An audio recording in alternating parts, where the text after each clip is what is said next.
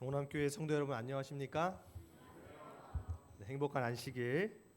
우리 하나님의 말씀을 사모하여 주님의 전에 오신 모든 성도님들을 진심으로 환영합니다. 귀한 특창, 오늘 또 오남 현악단의 또 아름다운 선율로 우리에게 큰 은혜를 허락하신 하나님께 이 모든 영광을 돌립니다. 오늘 날씨가 또 많이 이제 좀 풀린 듯하게 또 느껴집니다. 우리 저녁 집회는 오늘 이 시간이 이제 마지막 시간으로 진행됩니다.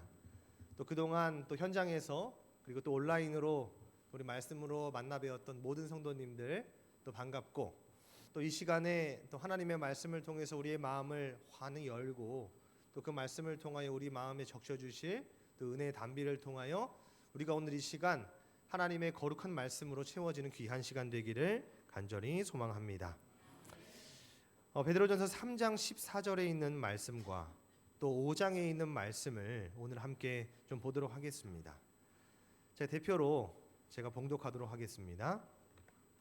베드로전서 3장 14절입니다.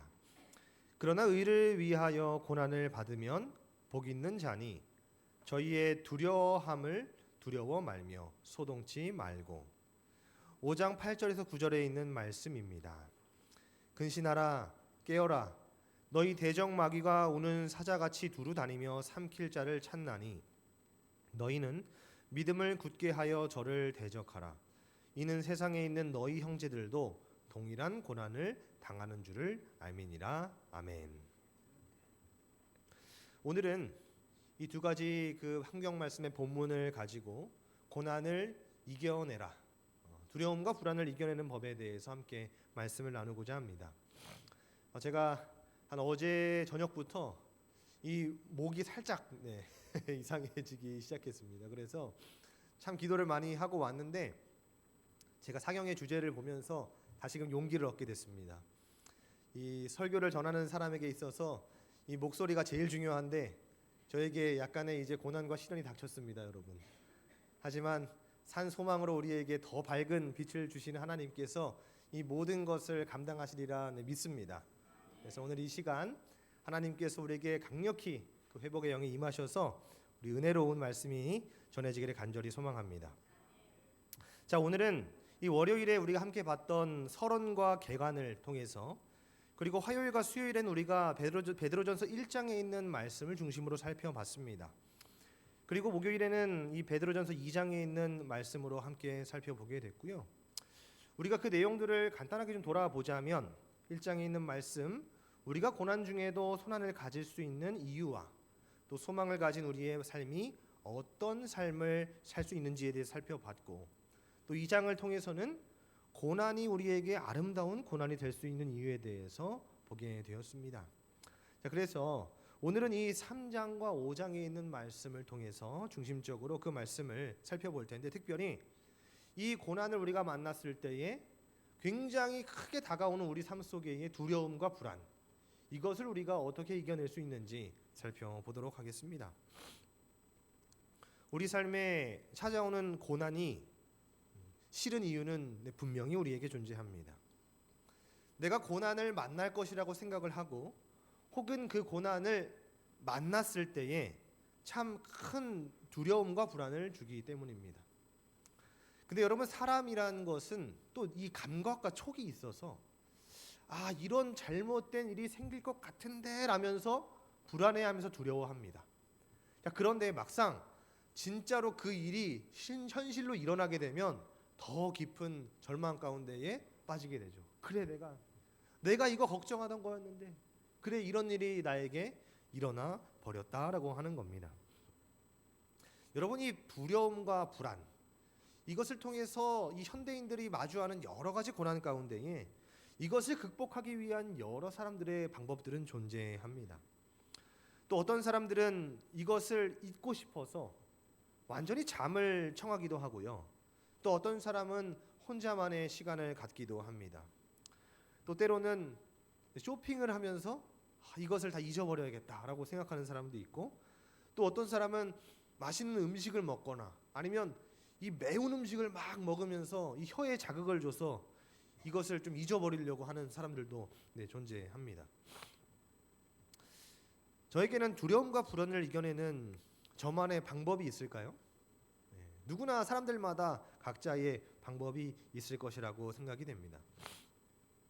고난이 찾아왔을 때, 그래서 이 마음의 두려움과 불안이 있을 때 여러분, 제가 가장 좋아하는 것은 무엇이냐면 제 머릿속으로 생각을 계속해서 돌리는 것인데요. 그것이 무엇이냐면 바로 이 단어를 저는 계속해서 되뇌입니다. 뭐라고 되뇌이냐면 이 또한 지나가리라. 이 또한 지나가리라 계속해서 반복하곤 합니다. 여러분, 이 말씀이 우리 그리스도인들도 많이 되뇌이는 말이라고 생각이 됩니다. 근데 사실 이 문장은 성경에 정확하게 나온다기보다 이 유대국 경전의 이 미드라시에 나와 있는 이 또한 지나가리라라는 말이 있습니다. 유대인 전승 가운데는 이런 이야기가 있습니다. 그 이스라엘의 다윗 왕 있죠. 전승회로 내려오는 그 이야기입니다. 어느 날 다윗 왕이 이 반지 세공사를 불러서 이렇게 명령했다라고 합니다. 자, 나를 위해서 아름다운 반지를 하나 만들되 그 반지에는 내가 큰 승리를 거두어서 기쁨이 넘칠 때 교만하지 않게 하고, 또 내가 반대로 큰 절망에 빠졌을 때에 용기를 줄 수 있는 글귀를 여기에 넣어라라고 이렇게 이야기를 했다고 합니다. 자, 그래서 이 세공사는 이 멋진 반지를 만들었어요. 일단 아주 멋지게 만들었습니다. 근데 도저히 왕이 요구했던 이 두 가지 상황을 적용할 수 있는 문구가 떠오르지 않는 거예요. 이 반지에는 내가 큰 승리가 있을 때에 교만하지 않게 하고, 또 반대로 내가 큰 절망이 있을 때에 용기를 줄 수 있는 글귀를 넣어달라 했는데 생각이 나지 않는다는 겁니다. 그런데 이 고민에 빠져 있는 이 세공사에게 이 솔로몬이 와서, 그때 왕자 솔로몬이 와서 한마디를 알려주었다라고 하는 겁니다. 글귀에 이렇게 쓰십시오라고 말했다는 겁니다. 그 말이 뭐예요? 이 또한 지나가리라. 승리의 기쁨도 영원하지 않으니 자만하지 말고, 반대로 고통의 순간도 이게 영원한 것이 아니니 낙심하지 말라는 이 중용의 지혜를 담고 있는 것입니다.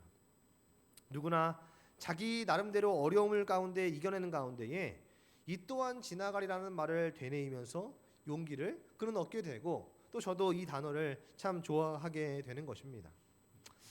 그래서 세상에는 우리 사람들에게 있어서 고난으로 인해 찾아오는 두려움과 불안을 이겨낼 수 있는 방법들을 많이 제시하고는 합니다.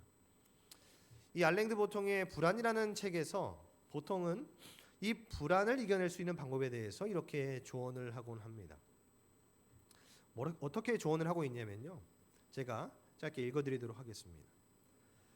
불안에서 벗어나는 가장 좋은 방법은 지금 이 순간의 좋은 일에 감사하는 것입니다.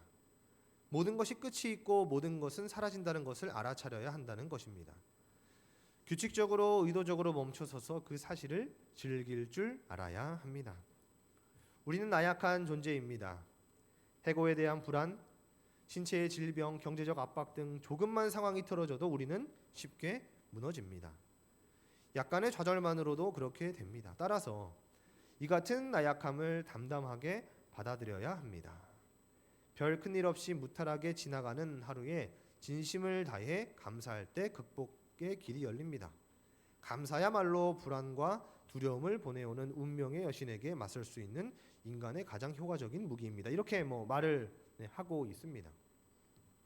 이 고난으로 인해 찾아오는 이 두려움과 불안, 극복하는 방법들 얘기를 한다는 거예요. 우리 사람들에게. 좋습니다. 필요한 것이죠. 하지만 오늘 우리가 살펴보는 이 이야기는 바로 이 세상의 이야기 가운데 어떤 작가가 하는 그 이야기를 우리가 들여다보고자 하는 것은 아닙니다. 대신 우리는 이 시간에 이 베드로전서 3장과 5장에 있는 기록된 성경의 이야기의 말씀, 그 방법들을 살펴보고자 하는 것입니다. 그렇다면 베드로전서 3장과 5절이 말하고 있는 고난으로 통하여 불안과 두려움을 극복하는 방법, 무엇일지 한번 보겠습니다. 이 세상 사람들은 두려워하는 것이 참 많이 있는데 그 가지의 큰 6가지 카테고리를 이렇게 정리하고 있습니다. 첫 번째로, 사람은 가난을 두려워한다고 합니다. 네. 풍족하지 못한 삶, 내가 이것을 풍족하게 살지 못할 때에 내가 이것을 걱정하고 불안하다라고 하는 겁니다. 두 번째는 이 늙음에 대한 두려움이에요. 사람은 누구나 늙을 수밖에 없는데 오히려 이것을 두려워한다라고 하는 겁니다. 그리고 세 번째는 타인이 나를 비판하는 것에 대한 두려움을 가지고 있다고 합니다. 누가 나를 험담하지 않을까? 다른 사람이 나를 비난하면 어떡하지? 하면서 고민한다라고 하는 겁니다. 두려워한다라는 거예요. 네 번째는 이 사랑 상실에 대한 두려움입니다. 내가 사랑받지 못하면 어떡하지? 내가 사랑받지 못하는 존재가 되면 어떡하지에 대한 두려움이 있다라고 하는 겁니다. 여러분, 그리고 다섯 번째, 너무 중요하죠. 이 건강 상실에 대한 두려움도 있습니다. 그리고 마지막으로 우리 사람은 누구나 죽게 되지만 결국 이 죽음에 대한 두려움을 사람은 갖고 있다는 겁니다. 아이러니합니다. 왜냐하면요, 죽을 수밖에 없는 사람의 삶의 종착지인데 해결할 수 없는 문제지만 이것을 사람들은 두려워한다라고 하는 겁니다. 그래서 이 베드로전서에서 말씀하기로 처음에 이 두려움과 불안을 극복하는 그 첫 번째 방법은 뭐냐면 바로 두려움의 대상을 바꾸라라고 이야기를 하고 있습니다. 이 베드로전서 3장 14절과 22절에는 이렇게 기록합니다. 어떻게 기록하냐면요, 그러나 의를 위하여 고난을 받으면 복 있는 자니 저희의 두려워함을 두려워 말며 소동치 말고 저는 하늘에 오르사 하나님 우편에 계시니 천사들과 권세들과 능력들이 저에게 순복하느니라 라고 말하고 있습니다. 이렇게 두 절은 나눠서 이야기를 하고 있는 것입니다. 사람들이 두려워하는 것이 참 많이 있는데, 두려워하는 요소들이 세상에 참 많이 있는데, 그런데 베드로전서의 말씀은 그런 세상의 두려움은 진짜 두려움이 아니요, 우리에게 필요한 두려움이 아니다라고 이야기를 하고 있는 것입니다. 저희의 두려워함을, 너희가 인간들이 하고 있는 그 두려워함을 그것 때문에 두려워하지 말고 세상 사람들이 두려워하고 있는 것을 너희가 똑같이 두려워하지 말라라고 이야기를 하고 있는 것입니다. 그런 것에 내가 막 휘둘려서 소동할 필요가 없다라고 말씀을 하고 있는 것입니다. 주석에는 이렇게 설명하고 있습니다. 베드로는 본절에서 어떠한 상황에서든지 주께 헌신한 자들이 흔들리지 않고 확고하게 서 있을 것을 강조하고 있다. 자, 여기 있는 그리스도인들은 그 핍박과 박해 가운데에, 고난 가운데에 그리스도를 믿고자 하는 사람들을 뜻하는 것인데, 그렇게 헌신하는 자들이 이 연약한 마음 가운데 흔들릴 수 있지 않습니까? 그럴 때에 흔들리지 않고 올바로 서 있을 것을 강조하고 있는 것입니다. 이 본교 주석에는 이렇게 이야기를 하고 있습니다. 우리는 하나님께서 우주의 보좌에 확고하게 앉으셔서 모든 헌신한 사람들의 문제들을 당신의 수중에 잡고 계심을 결코 잊지 말아야 한다. 흔들리고 있는 사람들이 있는데요, 지금 그 흔들리고 있는 사람들 앞에 나와 있는 그 말씀은 뭐냐면, 절대 흔들리지 않는 하나님 아버지께서 지금 우주의 보좌 가운데 확고하게 앉으셔서 헌신하고 있는 그 사람들의 그 고민들을 어떻게 하고 계신다고요? 수중에, 당신의 수중에 확 붙잡고 계신다라고 하는 것을 절대 잊지 말라고 이야기를 하고 있는 것입니다. 우리의 문제들을 누가 잡고 계신다고요? 하나님 아버지께서 붙잡고 계신다는 사실을 우리가 결코 잊지 말아야 하는 것입니다. 그러면서 말씀은 우리가 정말 두려워할 대상, 그 대상을 다른 쪽으로 우리에게 관점을 바꾸고 있습니다. 계속해서 세상 사람들은 눈에 보이는 두려움 가운데에 불안과 걱정을 하고 있는데, 자, 지금 우리가 불안하게 생각하고 있는 두려워할 대상은 바로 그것이 아니라 우리는 다른 것을 두려워해야 된다라고 말을 하고 있는 것입니다. 아까 말씀에서 말했죠. 저는 하늘에 오르사 하나님 우편에 계시니 천사들과 권세들과 능력들이 저에게 순복하니라라고 말합니다. 말씀이 우리에게 보여주고 계시는 예수님께서 어떻게 되시냐면 하나님 우편에 계시는데 천사들과 권세들과 능력들이 모두 예수님께 순복하고 있어요. 말씀이 기록하는 그 예수님께서 그런 것입니다. 어떤 존재도 감히 이길 수 없는 것에 바로 이 상황들이 놓여지고 있는 것입니다. 바로 여기 있는 이 하늘의 오르사, 이 오르사라는 단어는 이 헬라어로 포류데이스라는 말을 가지고 있습니다. 이것은요, 계속적인 전진과 승리를 말하고 있습니다. 모든 만물을 지키고 계시는 바로 예수 그리스도께서 최고의 권세 가운데에 앉으셔서 붙잡고 계시면서 계속해서 전진하여 나가는, 조물주로부터 권세와 존귀를 받으시는 그 영광 가운데에 계속해서 거기에 계신다라는 말씀을 기록하고 있는 것입니다. 예수님께 순복하는 새 존재들, 천사와 권세와 능력, 그 강력한 것들이, 그 모든 이 세상의 것들을 쥐고 있는 그 모든 것들이 바로 예수 그리스도 앞에 순복하여 기다리고 있다고 이야기를 하고 있는 것입니다. 가장 강력한 하나님께서 그곳에 계시다라고 하는 겁니다. 그러면서 말하고 있는 것은 뭐냐면, 지금 우리가 두려워하고 걱정해야 될 것은 바로 세상의 일이 아니라 바로 우리가 진짜 두려워해야 할 대상은 누구다? 세상의 상황이 아니라 바로 하늘에 계신 하나님을 우리가 두려워하고 그분 앞에 우리가 나아가야 한다라고 이야기를 하고 있습니다. 그 말씀을 우리에게 하고 있는 것입니다. 그 이사야 8장 12절에서 13절에 있는 말씀에는 이렇게 기록을 하고 있습니다. 예수님을 두려워하는 것은 어떤 의미일까? 예수님을 우리가 두려워한다는 것은 어떤 뜻일까? 이사야 8장에 나와 있는데요.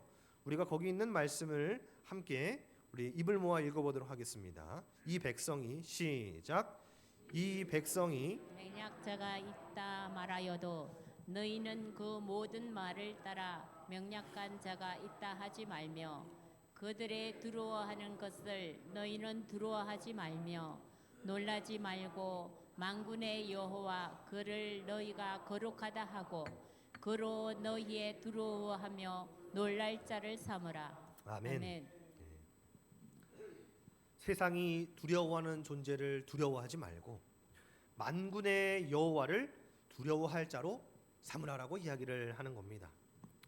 그런데 여기 이 두려워하지라는 단어가 어떤 의미를 지니고 있냐면요, 바로 이 경외하다라는 말과 연결되어 있습니다.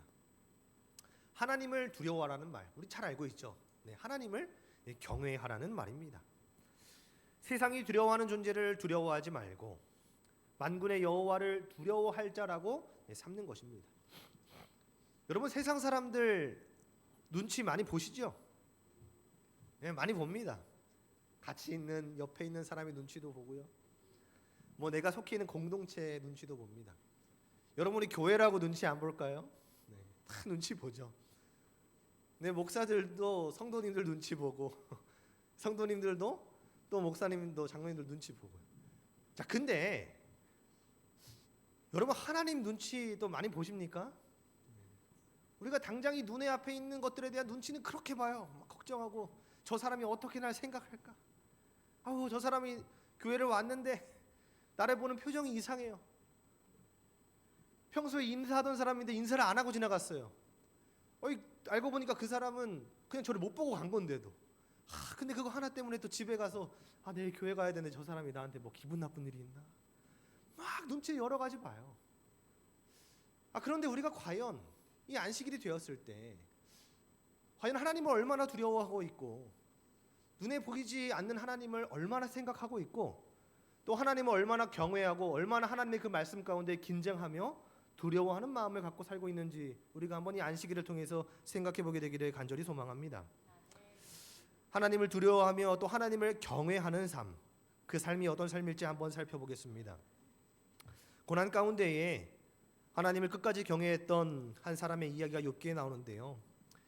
우스 땅에 욥이라는 사람이 있었는데, 이 사람은 순전하고 정직하여 하나님을 경외하며 악에서 떠난 자더라라고 말합니다.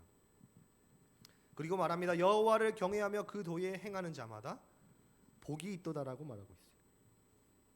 하나님을 경외하는 사람은 바로 하나님의 도, 하나님의 그 뜻, 그리스도인은 그리스도가 가는 그 길, 그리스도의 그 십자가를 같이 따라가는 그 사람들로 말합니다.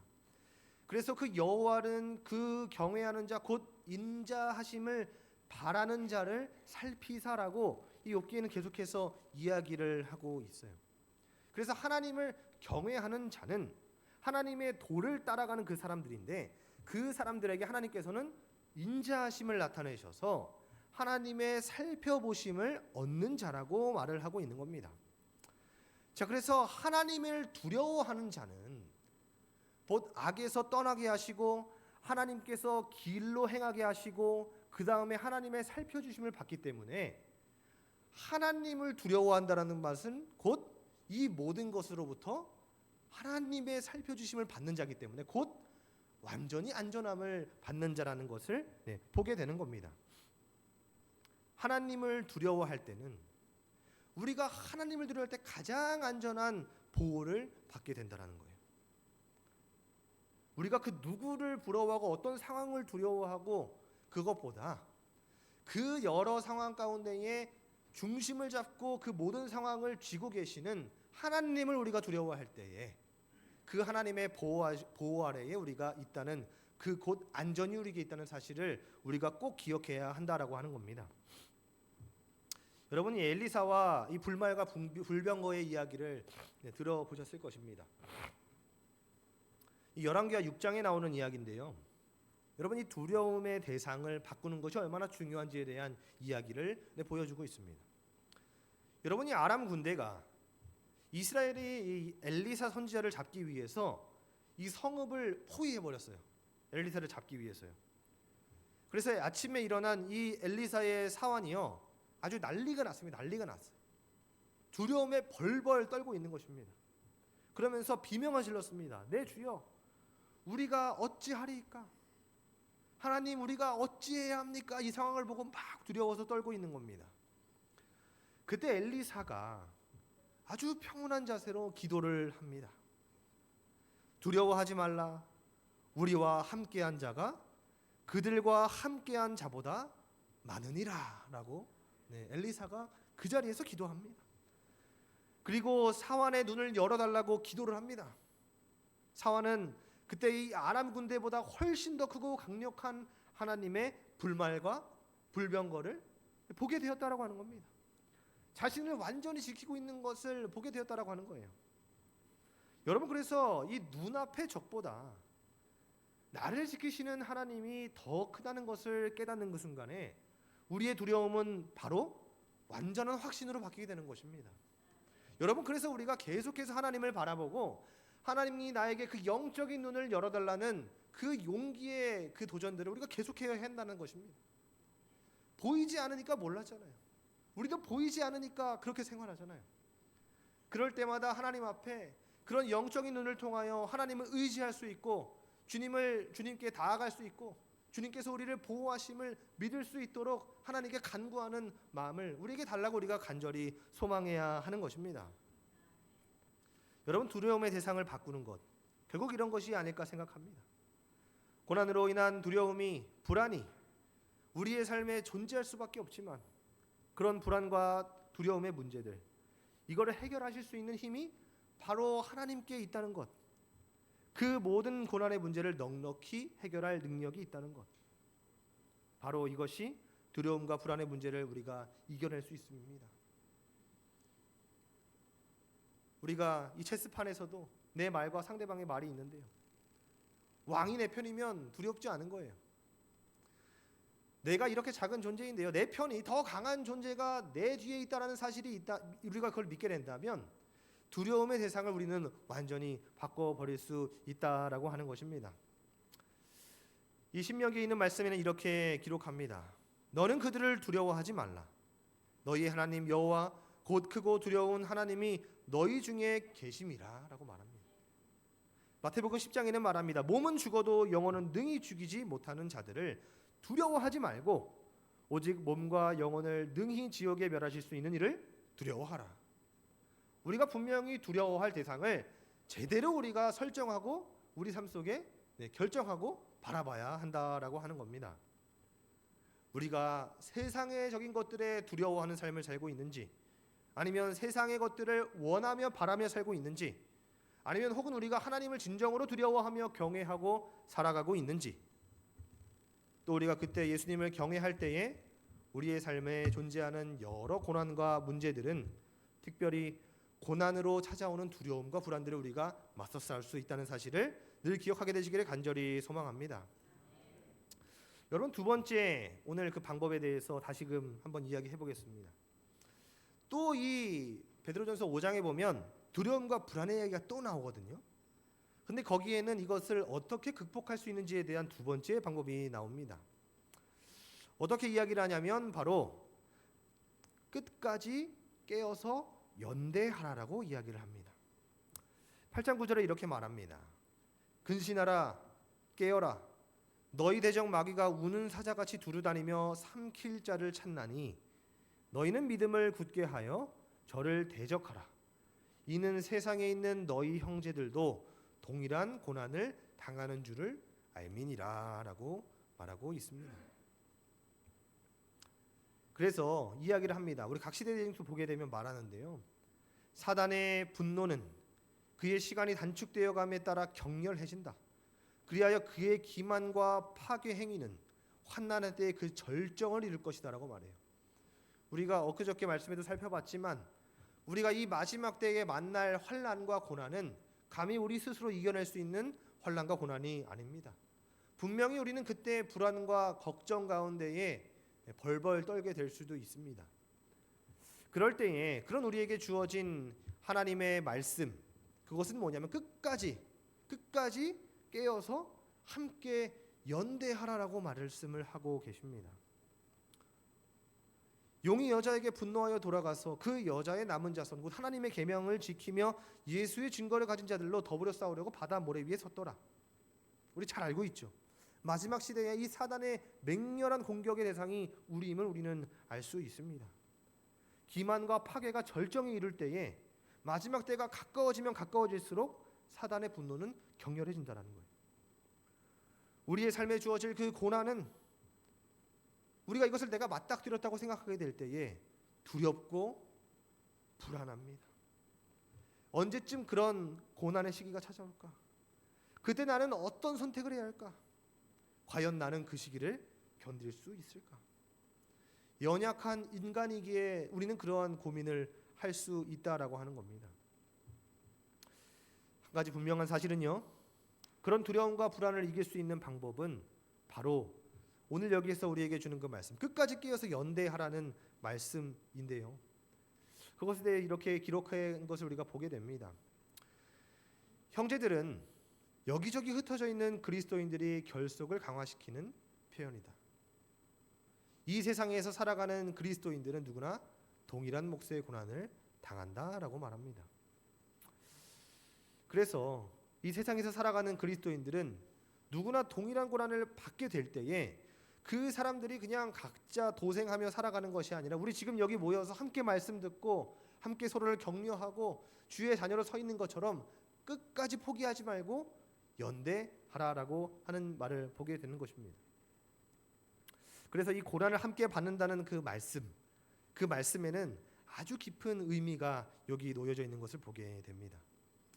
여기에서 아까 말했죠. 동일한 고난을 당하는 줄 알리라라고 말했어요.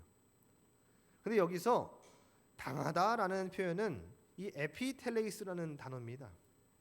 이 단어를 보게 되면 완성하다라는 뜻을 가지고 있어요. 그런데 이 시제가 뭐냐면 동일한 고난을 받았다라고 끝나는 것이 아니라 이것은 과거에 끝난 것도 아니고 미래에 있을 일이 아닌 지금 현재 계속해서 진행되고 있는 일임을 분명히 이야기를 하고 있는 것입니다. 여러분, 그래서 우리가 이 고난을 완성해야 하는 과정이라는 것은 무슨 말이냐면요. 계속해서 이 고난 받는 것은 계속해서 정지되어 있는 상태가 아니다라고 하는 거예요.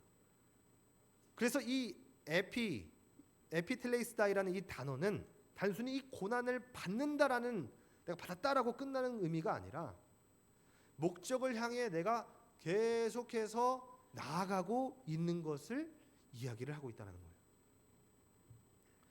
참된 그리스도인들의 삶에는 분명히 고난이 존재하지만 그 가운데서도 그리스도인들은 무엇을 하고 있는 것이냐면 그리스도인들은 계속해서 그 고난을 통해서 목적을 향해, 우리의 진정한 목적을 향해 나아가고 있다라고 하는 것입니다. 그래서 말합니다. 비록 그리스도인들은 이 세상을 살아갈 때 많은 고난에 처하게 되지만 그 고난을 통해 보다 완전한 목적을 향해 나아간다라고 말합니다. 여러분, 우리가 앞에, 뒤에, 옆에 있는 우리의 동역자들과 성도들을 이렇게 한번 바라보게 되시기를 바랍니다. 여러분, 손 한번 잡아보시기 바랍니다. 여러분, 우리는요, 이 마지막 때를 함께 연대해서 끝까지 나아가야 할 동역자들이고, 함께 우리가 이 고난을 이겨내가야 할 그리스도인들입니다. 우리가 그 연대의 힘을 하나님의 말씀을 통하여 확신하게 되시기를 간절히 바랍니다. 그래서 두려움과 불안을 이겨내고 힘들 때마다, 누가 쓰러지는 사람이 있을 때마다 붙잡아주며 우리 함께 하나님 바라보자. 어디 자꾸 시선 잃어버리는 사람이 있으면요, 아유, 저 사람 또 저래, 배가 약해, 막 이런 말 하는 게 아니라요, 붙잡아주는 거죠. 우리 함께 하나님 바라보자. 우리 중심을 잡고 하나님 바라보자 하면서 끝까지 우리가 붙잡고 가는 삶을 살아야 되는 것입니다. 두려움과 불안을 이겨내게 될 때에 하나님께서 우리에게 큰 힘을 주시게 되는 것입니다. 연대의 힘입니다. 이 모세와 아론, 또 훌, 우리가 이 이야기를 잘 알 것입니다. 여호수아에 대한 이야기를 우리가 또 보게 될 텐데요, 이 출애굽기 17장에 있는 말씀입니다. 이 르비딤 전투에서 그들의 모습과 같은 이 신앙을 보게 될 때에 고난 속에 함께 연대하는 것이 얼마나 중요함인 것을 우리가 보게 됩니다. 이 아말렉과 전투를 하게 되는데 이 네 사람은 각자 주어진 역할이 있었습니다. 뭐였어요? 누구의 팔을 들어야 했습니까? 모세의 팔을 들어야 했습니다. 그런데 이 손을 전쟁이 진행되는 내내 들고 있으려니 모세가 팔이 굉장히 아팠겠죠. 우리가 잘 알듯이 모세의 팔이 내려가면 막 아말렉이 승기를 갖고 힘을 내고요, 다시 이 모세의 팔을 그렇게 들었더니 이스라엘이 승리하게 됩니다. 그래서 이 아론과 훌이 이 모세의 두 팔을 이편과 저편에서 붙들어 올리는 겁니다. 연대하는 거죠. 그럼 여호수아에게는 어떤 역할이 있었을까요? 여호수아는 이때 전투의 현장에서 정말 직접 치열하게 싸웠습니다. 그들이 모세의 팔을 붙잡고 있을 때 그는 내려가서 최선을 다해 연대하여 싸웠다라고 하는 겁니다. 자신에게 주어진 역할을 수행하며 함께 연대한 것을 볼 수 있게 되는 것입니다. 제가 일전에도 설명드렸듯이 저는 모태 신앙이었고 이 중고등학교는 모두 삼육교육을 받고 자랐는데요, 제가 초등학교 때는 또 삼육교육을 못 받았어요. 그래서 이 부모님이 인사이동이 돼서 이동할 때마다 이제 학교를 좀 전학하는 상황이 됐던 거죠. 요즘에는 또 5일제라서 아이들이 학교를 안 가죠.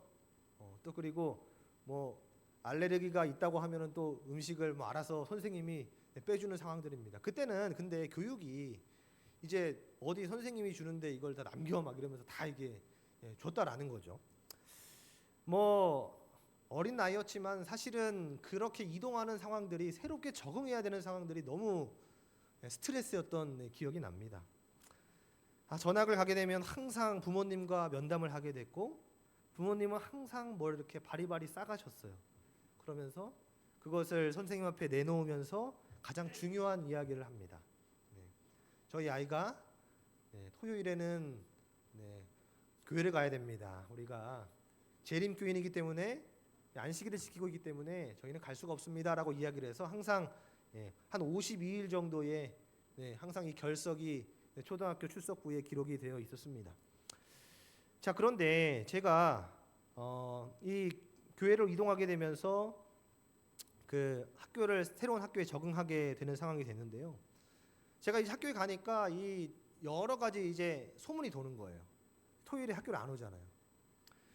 근데 제가 여러 가지 뭐 소문들을 들었지만 가장 황당했던 얘기가 있습니다. 뭐냐면, 제가 가장 황당하고 화났던 이야기가 뭐냐면요, 제가 학교에 급식을 먹으러 온다는 거예요.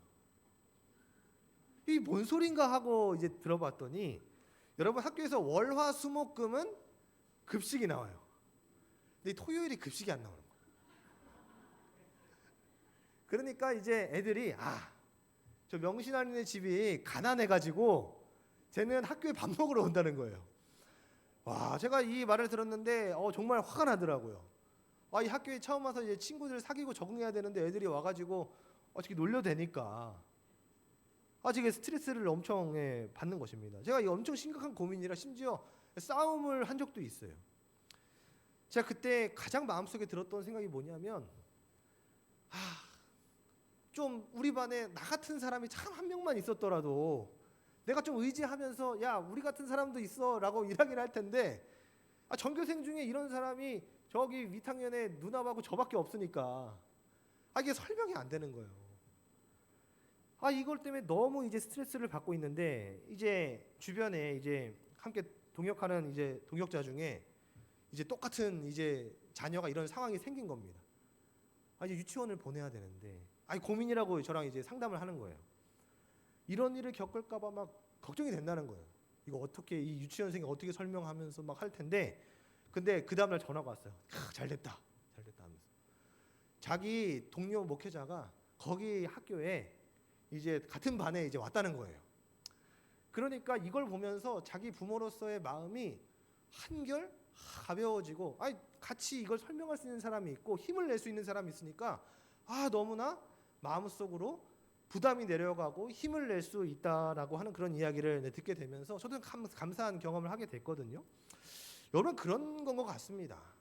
우리가 혼자 신앙하는 거 아니잖아요. 물론 하나님과의 관계는 있지만 분명히 우리가 공동체로서 끝까지 연대하고 우리가 힘을 낼 수 있는 이유는 하나님께서 이렇게 함께 연대하고 서로를 붙잡아 주라고 이야기를 하셨기 때문이다라고 하는 겁니다.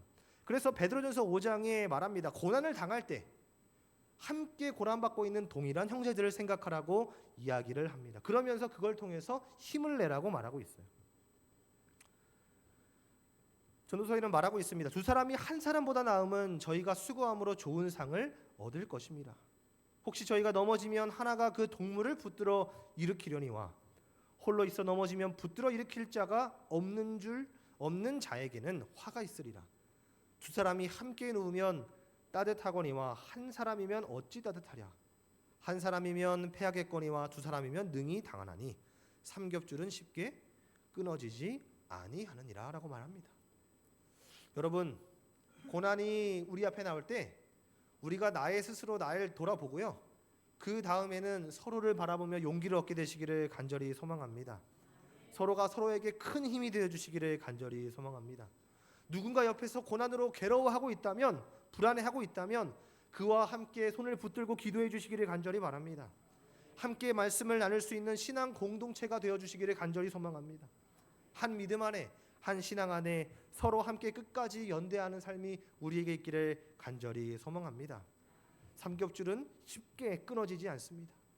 불안할 때 손을 붙들고 함께 기도할 수 있는 신앙 공동체의 삶이 우리에게 주어지기를 간절히 소망합니다. 오늘 말씀을 이야기하고 보게 되면서 마무리하면서 이 그리스도인들, 고난 가운데 있는 그리스도인들이 두려움을 이겨버릴 수 있는 비결에 대해서 말했습니다. 첫 번째, 두려움의 대상을 바꾸라고 말했습니다. 세상의 것보다 하나님을 두려워하라고, 하나님을 경외하라고 이야기했습니다. 두 번째는 함께 완벽한 연대를 공동체가 이루라고 이야기했습니다. 우리가 그때 살아서 이 말씀을 들었던 자들처럼 우리도 이들과 같이 승리할 수 있는 것입니다. 여러분 구원의 하나님을 신뢰하게 되시길 바랍니다. 두려움의 대상을 바꾸시게 되기고 우리가 깨어 있어서 함께 연대하게 되기를 간절히 바라고 소망합니다. 마지막으로 이 각시대 대쟁투에 있는 이야기를 함께 우리가 나누고 말씀을 마무리하겠습니다.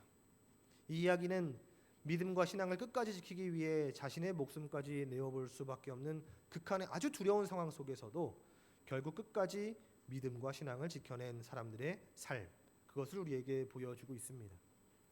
거기에 기록된 내용을 제가 읽겠습니다.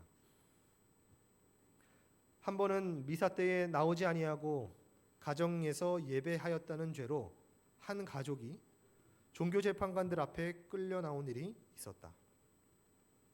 은밀히 기도하는 것에 대하여 신문을 받을 때 제일 어린 아들이 대답하였다.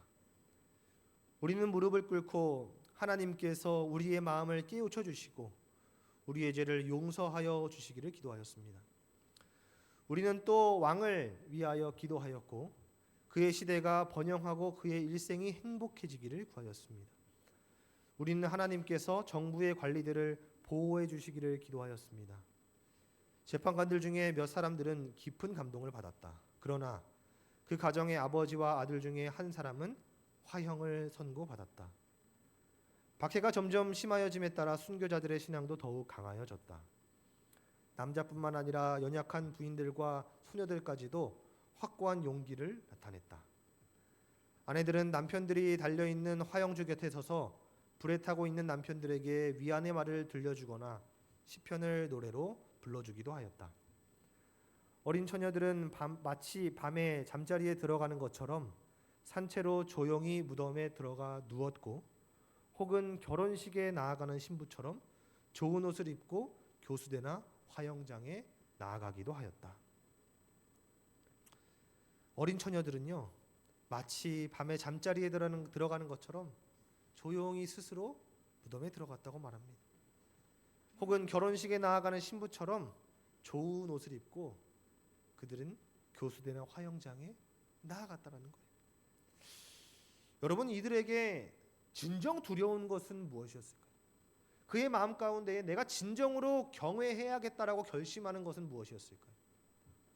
고난으로 인한 두려움의 불안, 내 목숨을 내어놓아야 하는 그 두려운 상황 속에서도 그 두려움을 그들이 어떻게 이겨냈는지, 사실 너무나도 연약한 그들의 마음, 그랬지만 정말 저도 정말 그 상황이 맞닥뜨렸을 때에 정말 그들과 같이 내가 용기를 낼 수 있을까? 내 마음속에 간절하게 번뇌와 함께 기도하게 됩니다. 하지만 한 가지 분명한 것은 두려움 앞에 보여줬던 그들의 그 모습은요, 우리에게 정말 큰 도전이 되고 우리도 이들과 마찬가지로 우리 삶에 닥쳐오는 아주 큰 고난들이 있을 때에 그 고난들도 이 두려움과 불안의 문제들을 우리가 하나님을 경외하고 그리고 무엇이 중요한 것이고 마지막 끝끝내 우리가 얻을 것이 무엇인지에 대한 분명한 확신을 우리가 가져야 한다라고 하는 것입니다. 여러분, 정말 이 믿음은 엄청난 믿음입니다. 죽음조차 두렵지 않은 믿음입니다. 하나님을 향한 경외가 죽음의 공포를 이겨버렸던 것입니다. 사랑하는 오남교회 성도 여러분, 정말 죽음조차 두렵지 않은 그 믿음, 이 우리에게 주어지는 이 마지막 때의 고난은 죽음과도 같은 강렬한, 그리고 정말 사단이 그것을 위해서 계속해서 노력하고 있다라고 말하고 있어요. 아주 우리를 노리고 있어요.